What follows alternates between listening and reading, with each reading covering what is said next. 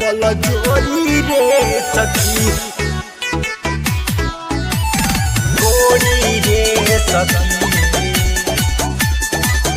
बल जोरी रे सखी गोरी रे सखी।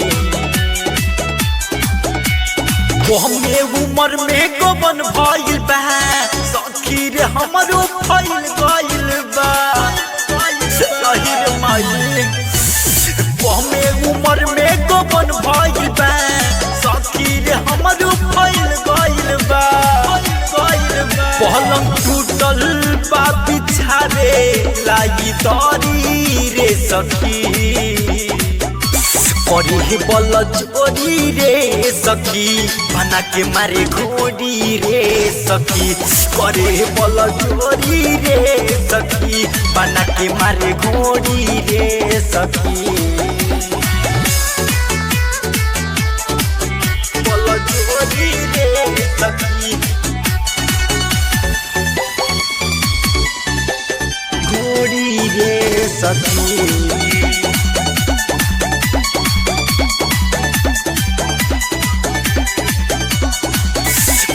मारेला चीते कब मारेला पो सखी कमर में दहर बेला हलबो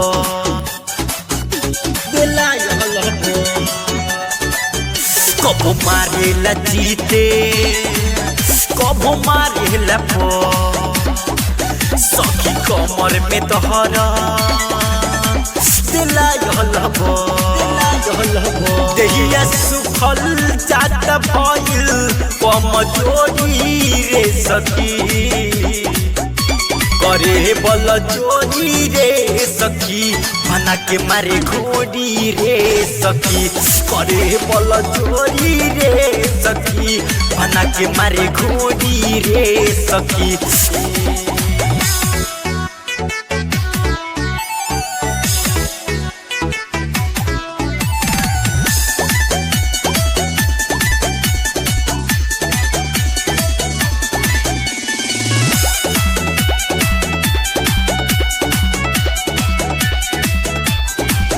सखियो ही जगहिया पर गई बाछाला होता दर्द बहरी चलल नाही जाला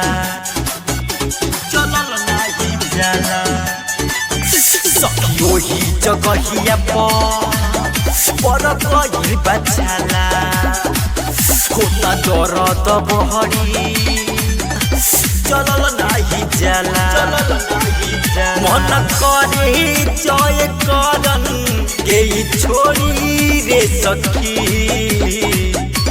करे बल जोरी रे सखी बना के मारे घोड़ी रे सखी करे बल जोरी रे सखी बना के मारे घोड़ी रे सखी। संगम रिकॉर्डिंग स्टूडियो कुर्मिनिया।